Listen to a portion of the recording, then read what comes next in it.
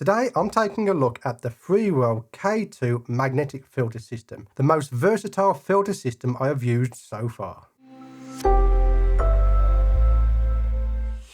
Freewell are always trying to innovate and create new products for videographers, pushing the boundaries of what is possible. And that's no exception when it comes to this new K2 filter system. Now, full disclosure, Freewell have sent me the K2 filter system free of charge. I do get to keep it once I have reviewed it. However, that won't impact my judgment of this filter system. The K2 magnetic filter system is very similar to the one I previously used and reviewed on this channel, but it does have some unique features. So if you want to see the full specs of what this filter can do, there's a link in the description that goes to the Indiegogo campaign where you can see all the details of this filter system. What I want to concentrate on is my thoughts about this filter system. So let's start with the actual system itself. This is a new filter system from Freewell. It's called the K2. And it's very similar to other filter systems, particularly magnetic filter systems, but this one has a very unique feature that's only found on this particular system. One thing that is annoying about filter systems is switching them when you're in the middle of a project. You have a variable ND filter, but then if you want to have a graduated filter, you've got to switch out that front element. You've then got to put a box one on for your graduated filter.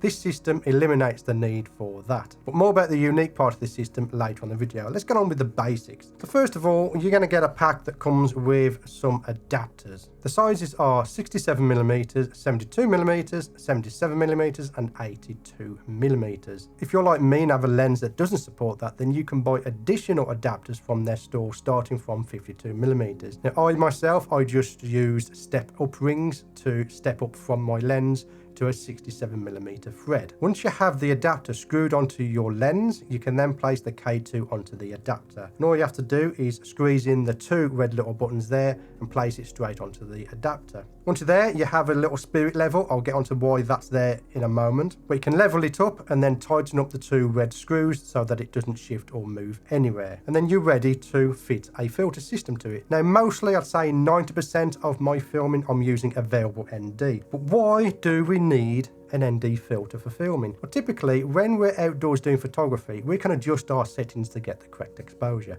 But when it comes to video, there are certain settings in your camera that you just don't want to adjust. So take this example here. You can see just how overexposed the image is. For me to get everything exposed correctly, I have to put up the f-stop. Unfortunately, that brings a lot of things into focus and makes it look like mobile phone footage. That's just not the look I like. I like the nice cinematic look in my videos. To get the looks that I want, I have to use a frame rate of 23.976. This is typically referred to as a cinema frame rate. Then to get the proper motion blur, you have to double that for your shutter speed. So I have to use, without any question, a 1/50th of a shutter speed to get that look that I want. If you put your shutter up anymore, it starts getting to look a bit weird. You haven't got any motion blur. It just looks weird. It looks like really cheap mobile phone footage. So you can't adjust your shutter speed. I don't want to adjust my f-stop. So the only thing you can do to reduce light is to put sunglasses onto your lens, and that's what a variable ND does. So you're going to get your variable ND base, and you're going to then place that into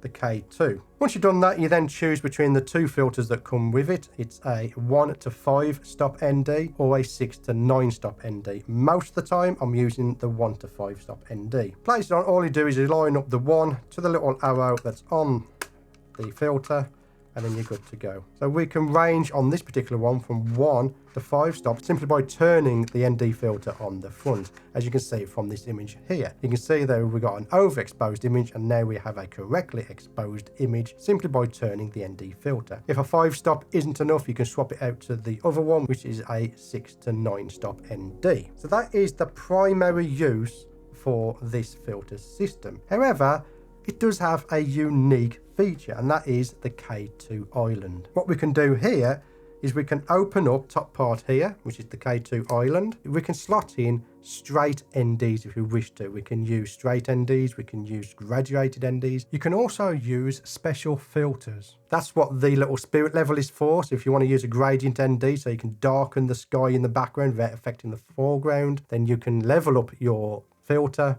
to make sure it's level to the horizon, and pop in a gradient ND. The filters are of a high quality filter. The glass is absolutely high quality. There is no color shift. You can see in this example here, this is without the filter on, and this is with the filter on. You can see there's no color shift at all, which is absolutely fantastic. It means you're getting accurate colors on your footage. This filter system has hard stops, so you can't go beyond the 5 ND or the 9 ND. So you can't ruin your footage by overturning your filter. So these filters serve a dual purpose as well. The 1 to 5 stop variable ND is also a CPL filter.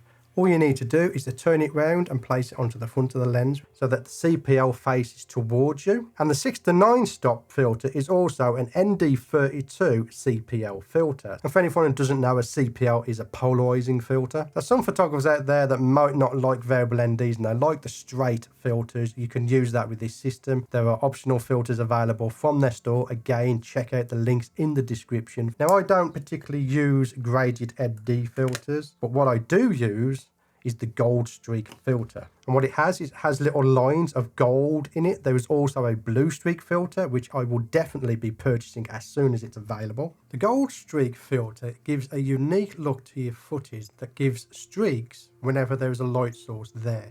It's kind of like a fake anamorphic look on your video, and I've been using it for the last couple of weeks on my B-roll. You're not seeing that, it's all on videos that are to be released, but that is what I've been using to get that streaky look on my B-roll. I absolutely love it.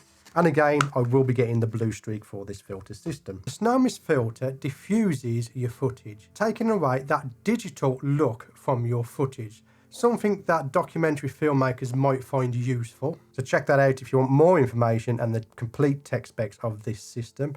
I've been using it now for several months and I love it. I haven't had an issue filming B-roll with it. We haven't had any issues with the filters dropping off. The filters themselves come in this nice pouch here. Most of the time, I probably won't take that with me because when we are going out on an outdoor video, I set the cam up in the office. I place the K2 on there and then I put the lens cap of the K2 on there like that, so I don't really take that. What I do take are the graduated filters just in case I need them. They don't take up much space at all, but what I do like again is the gold streak filter for my B-roll. I absolutely love that. This covers everything I need when I'm out and about doing my outdoor videos. In all honesty, the only thing missing from this is a matte box for outdoor filming. That's the only thing missing. Apart from that, you've got everything you need. Now, just for clarification, I don't use any ND filters when I'm filming my macro shots. For my macro shots, I crank up the f-stop because we want more depth of field. The only time I use variable ND filters is when I'm filming myself, like in these shots. Again, I don't use it for my macro shots. But if you want to start a YouTube channel like I have, or you want to have yourself on video, or you want that cinematic look when you're out and about, then you will need variable ND filters. So some points I want to point out: you can buy all of these parts individually from their store. You can't use the old filters on this new system. They're not compatible, unfortunately, and you can't use a lens hood on your lens while you have this filter attached. So there are some early bird prices. I'm not going to put them in the video because again, prices do change. Again, go and check out the link in the description to their campaign. That is where you'll get the prices, but you can save yourself a bit of dollar if you do get onto the early bird campaign. So the big question is, would I buy this filter system? Yes, I would absolutely buy this filter system. And the second question is it staying in my bag or will I sell it on? This system is staying in my bag and it's definitely coming with me when I'm doing any type of outdoor video. And again, I'm also using it indoors when I'm doing my B-roll shots. I absolutely love the gold streak and I cannot wait to get my hands on the blue streak filter as well. I want to thank Freewell for sending over the K2 magnetic filter system and for their continued support of the channel. I also want to thank my Patreon supporters for their continued support in supporting this channel and helping me to bring you this content. But that's where I shall leave this review. I want to thank you for getting to the end of this video. My name's Stuart Wood and I'll see you on the next one.